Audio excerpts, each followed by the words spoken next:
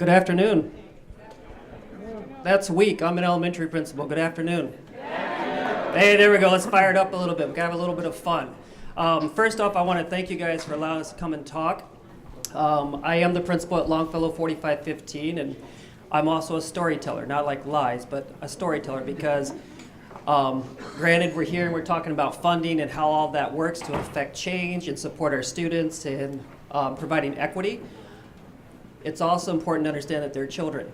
These are kids. These aren't data points. These aren't boundary decisions. This isn't an MCA score. These are children as well. And I really hold it true to my heart that we impact the future. Actually, we impact 100% of the future. So if we don't do a good job with what we do as good stewards of our community and of our state, we fail our kids. And I'm a 100% supporter of that. So I want to kind of share our story a little bit. I have a few slides, and I know there will be a time for questions and answers a little bit later on here. Mr. Carlson will share some funding stuff, but I want to tell our story a little bit, if you will. And I believe there's a lot of power in pictures. Longfellow, we're a very diverse school. We're kind of located in the most economically impoverished area of our town, and our staff is very, very committed to our community. The coolest thing about it is you have to wait for someone to retire to get into our building too, because once you're there, you're there. And I will tell you the calendar plays a crucial part of that, but it's the culture that you create within a calendar that keeps it running. I'm a big believer in culture. You can ask any of our staff members, if our culture isn't right, nothing's right. And our kids don't get what we can give them to our best. So I start with this story right here. And I won't share names. I'll share first name. That's Kirian on the right. And I was in a kindergarten classroom. This was probably in September. And kindergarten was having collaboration, and I cover classrooms while the teams meet for a while. And that young lady there had a fever. She went down once. She came back. I just don't feel right. She went out again. Well, I can't leave the classroom. So Kirian is about 2 doors down, and he's walking out of the bathroom. I'm like, hey, Kirian, can you make sure so-and-so gets there? Never even turns around. He just holds up a thumbs up, puts his arm around her, and walks. That to me is a culture. That tells me we're doing something right as a building, because this is his house. And if you ask our kids whose house it is, they will tell you it's their house. And I think that right there captures who we are as a building. It also speaks volumes to the calendar, because a 4515 calendar, these kids grew up like brothers and sisters. And if you ask our 5th graders, they will tell you that. This is another example. These are 5th grade students all right here. We get the opportunity, I always like to say, in August, we're in session. This is new teacher orientation. There's about 70 new teachers that day, kind of learning all the bells and whistles. Here's how you do your stuff. Here's your contract, blah, blah, blah, blah, blah. But let's be real, and let's have our kids tell you what they need too. So these are 5 Longfellow students, and they held court for over an hour with adults and talked about who they are as people, why it's important that you serve them, and what you can do for them, and also what you shouldn't do. I think that speaks volumes because our kids understand the power of that and why they should get up and talk about it. So here's some background for us. We are in our 24th year. Everybody says 4515, so innovative. It's not innovative, it's worldwide. It's innovative here. I had the opportunity a couple years ago to work down in Australia, in Sydney, because we got connected with the New South Wales curriculum director, and he's like, yeah, come work in our schools. I would applaud all of you guys, because what I learned is we're a couple years ahead of where they are. And they're 4515, and that's how they work. We are designed to support our student family population. We moved 4515 24 years ago because of our neighborhood. There needed to be some stability within our neighborhood. At the time, there was an influx of refugees, a lot of migrant workers. They needed a home from home. And so everybody walked here. And what happened out of that is something really, really beautiful. I believe we have probably the strongest culture amongst our staff of anywhere. Our students and families are one with our staff. And what I'm really super excited to say is, last year we had the opportunity to present to our school board because we opened a new school about 9 years ago when that happened. There was a redistricting of boundaries, and because of that, they made our school 100% choice. Well, 4515 became more popular, and it was all lottery. So we shifted all the way to a point where we were down to 27 students in our neighborhood coming to school. It's not why we were built.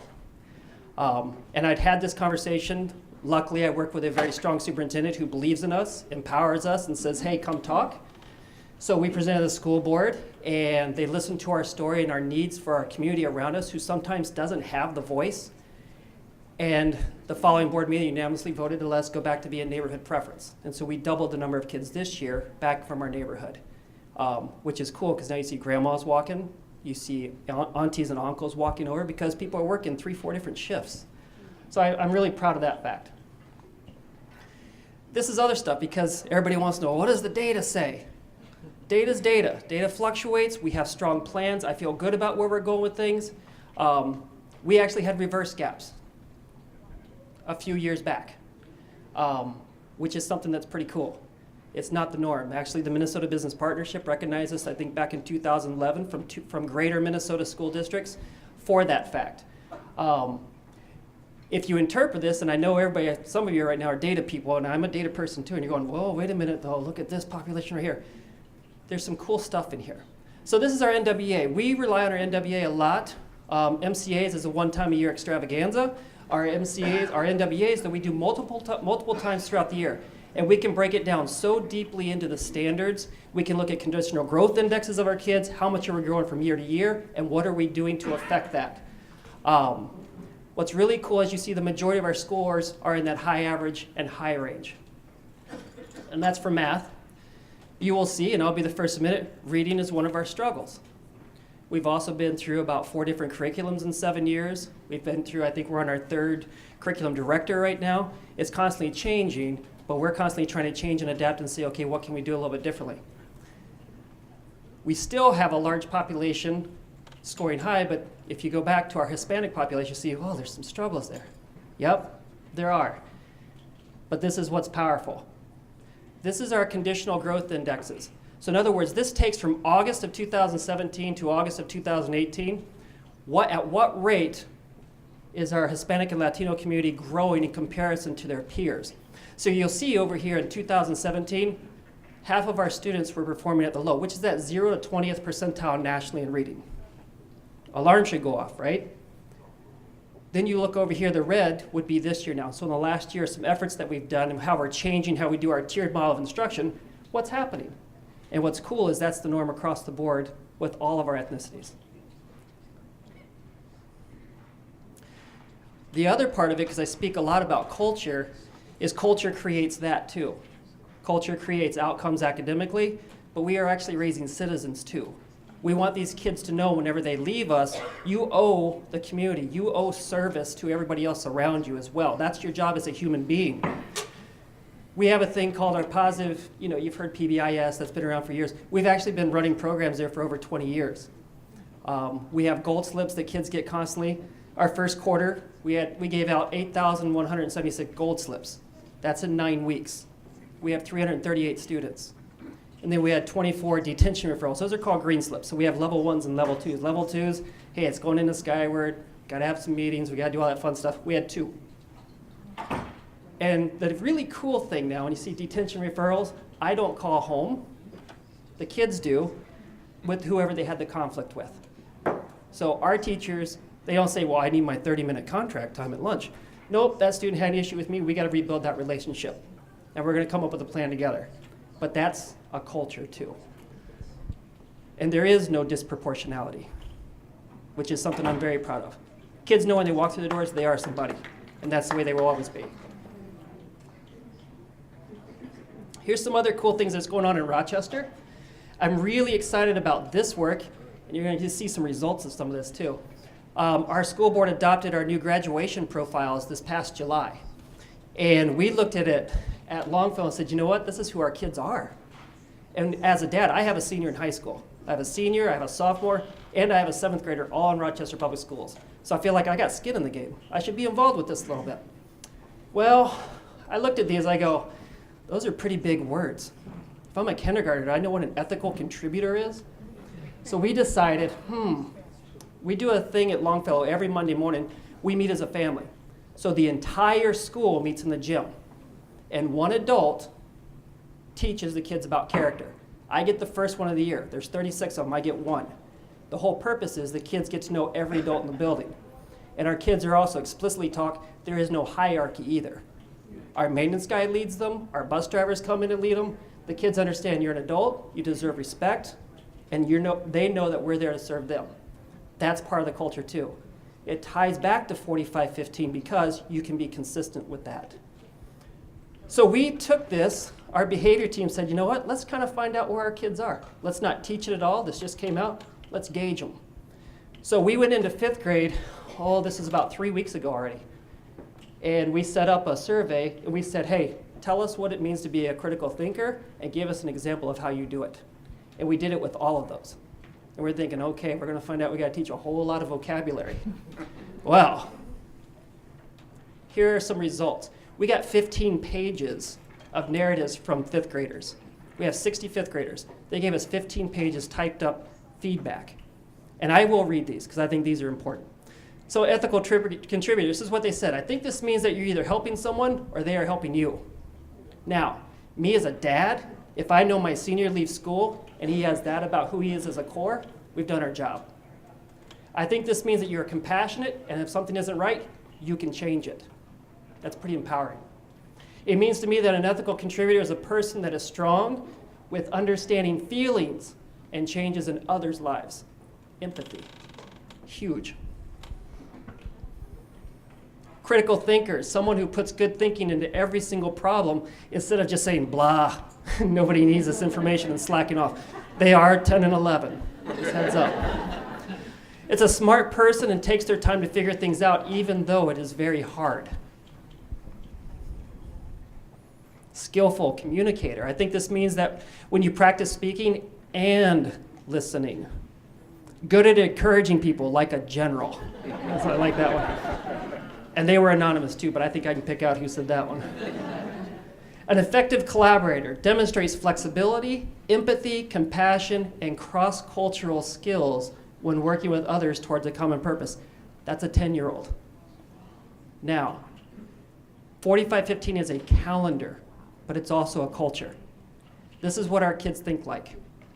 This is who they are too. I hear it all the time from our middle school principals, like we can tell a Longfellow student when they arrive because they stand up to people, they don't form cliques, they are somebody. They understand they're special, they're bright, they have purpose in this world, and they have a job in this world. So that's where I stop, because he knows I'll talk for like 3 hours about Longfellow if he allows me to. So I'll turn it over to John. All right, thank you. I'm John Carlson. I'm the finance director for the district, and I'm not just the finance director. Both of my boys go to Longfellow as well, and so of those detention referrals, I think our family counts for a couple of those because I've gotten a couple of calls at the office this year so far. So you probably want to know what's the funding differences. So basically, transportation is offered anywhere within our district boundaries. So our buses go through the neighborhoods, they pick up kids, and you can go to the choice options or the district-wide options. You'll have transfer points along the way, but you're on the same buses with neighborhood kids' schools. There are about 30 days during the school year where Longfellow is in session and the rest of the district is not, so we do have to run routes on those days, and the approximate annual cost of those routes is $70,000 to us. That's the total for the year. We were funding that out of the Achievement Integration budget. We used that funding stream for a while until we could work that into our just regular general fund budget because we did start a Spanish immersion magnet program at one of our other elementary schools, so that's kind of taken the place in our Achievement Integration budget. The 3-week intersession obviously offers a break for the staff and the students, but we do offer programming at the school during that time. And so we are funding that through private pay tuition. So school-age childcare, my kids do go to that, and so that accounts for about $49,000 of the revenue to pay for that. For kids that qualify, we are using extended time, so we're getting $7,000 of revenue there. And then starting last year, we've started using some of the new compensatory set-aside that we're needing to use. So we put about $27,000 of that into offering programming during this break. Oops. So I think at this point, we'll take questions.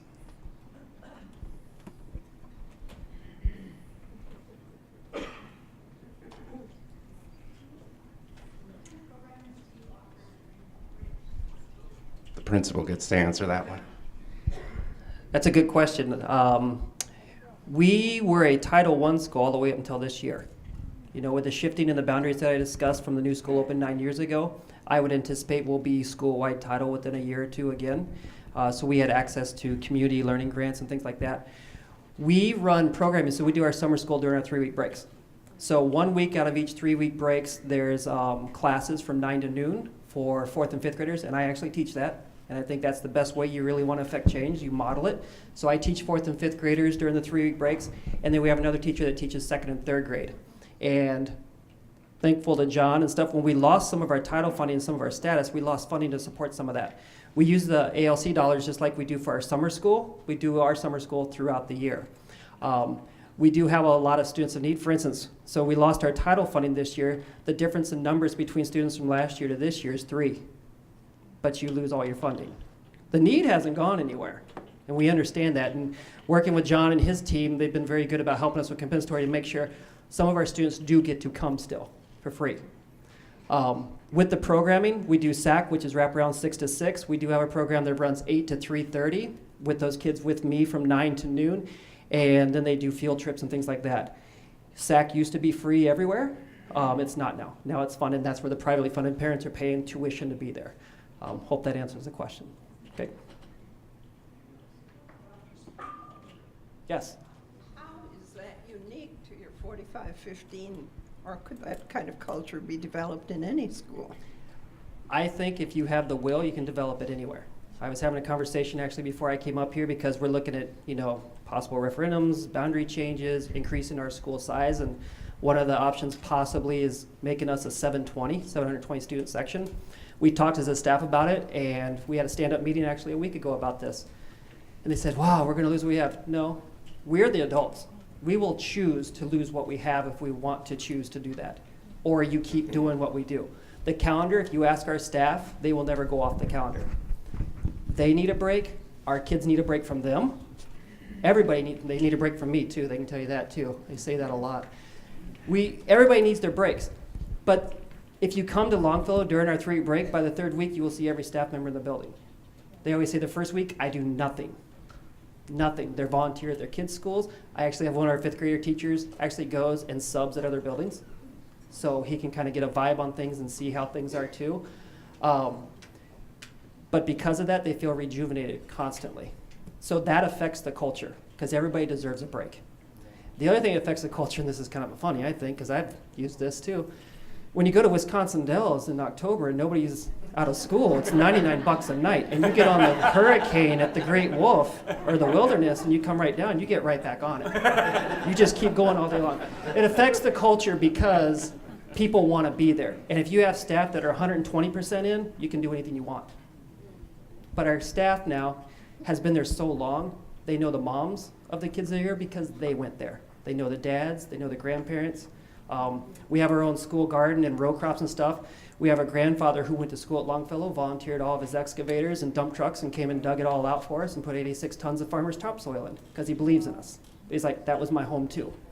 So I think that's cool. If you ask our kids, we do tons of chants. All you gotta do, for instance, our kids walk in the door every day. Door 1, our front door, all kindergarten through 3rd grade line up there. And they line up in 2 lines, and before they go in, our paras ask them whose house it is. And they shout out, it's our house.